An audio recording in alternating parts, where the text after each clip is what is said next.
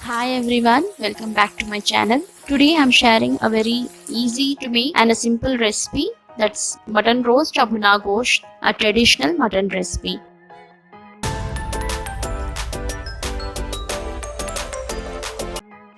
Heat 4 tablespoons of oil in a pressure cooker, and when it's hot, we'll add in the mutton pieces. This is about 350 grams. Fry for few seconds. Add in 4 to 5 garlic cloves, 1 finely chopped large onion. Then goes in 2 medium-sized tomatoes that are finely chopped, 1 heaped tablespoon of fresh ginger garlic paste. Add in 1 green chilli. If you want it to be more spicier, then you can increase the green chilli to 2 or 3. Mix in well.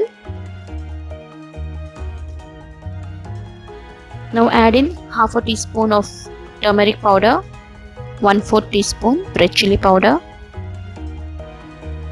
1/4 teaspoon of Kashmiri red chilli powder. Saute for few seconds. Half a teaspoon of salt, a handful of chopped coriander leaves.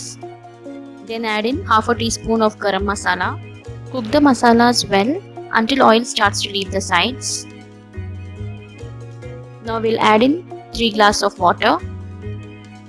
Stir well. Squeeze in half a lemon juice.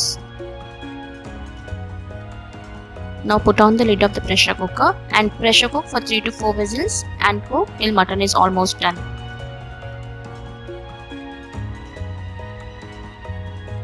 Once the pressure is released, open the lid and check. Our mutton has cooked well. It's nice, soft and tender.